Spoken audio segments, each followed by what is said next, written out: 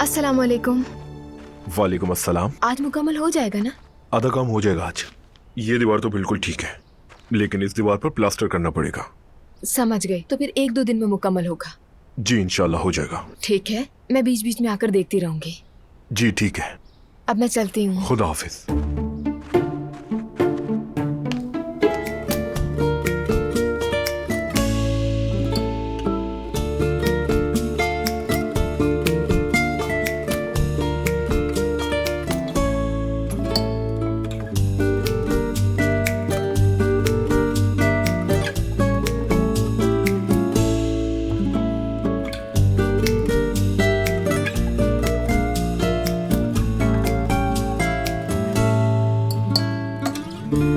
आओ अजलान।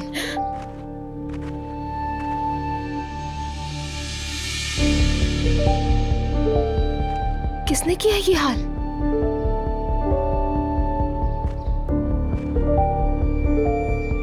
कौन कर सकता है? कैसा मजाक है ये?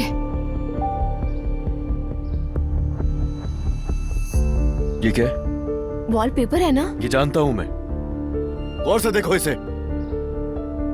हाँ वो तो है, लेकिन इसका क्या ताल्लुक? हम ये बात कर रहे हैं कि इस कमरे का हाल किसने किया, किसने फाड़े वॉलपेपर? हाँ तो जाहिर है। क्या कह रहे हो अजलान? एक तो मुझे ये समझ में नहीं आता, तुम्हारी माँ ये जानबूझकर करती है ना हमारे साथ? क्या जानबूझकर कर दिया?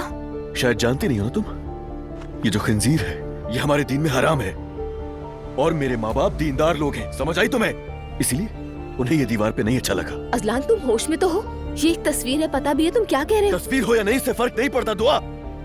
यार मेरे घर में सब कुछ बहुत अच्छा चल रहा होता है और अचानक तुम्हारी माँ अगर कोई ना कोई फितरा डाल देती है मैं और बर्दाश्त नहीं कर सकता।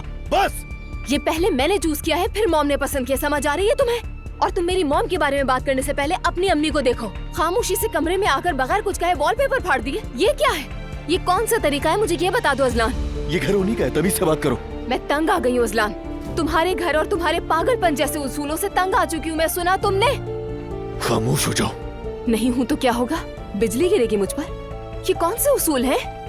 कभी कोई जानवर, कभी गुनाह, कभी कुछ और। सब मिलकर किसी साइकियाट्रिस्ट को क्यों नहीं दिखा देते? ज़ैनब साहिबा की बेटी की सोच आ गई सामने। अगर तुम लोगों को दीन की इतनी समझ होती तो क्या ही बात थी। क्या कह रहे हो तुम? ये क्या कह रहे हो? तुम्हें पता भी है तुम मेरी मॉम के बारे में बात कर रहे हो? तुम भी तो मेरी माँ के लिए इतनी देर से बकवास कर रही हो। और हाँ याद रखना, तुम्हारी माँ जो हमें इस घर से अलग करना चाहती है मैं ऐसा होने नहीं दूंगा। वो ऐसा नहीं चाहती अजलान। मेरी मॉम मुझे तुमसे अलग नहीं करना चाहती, लेकिन मुझे होना पड़ेगा क्योंकि मैं ऐसी जहनियत वाले इंसान के साथ जिंदगी नहीं गुजार सकती। मैं एक लम्हा भी नहीं रह सकती यहाँ।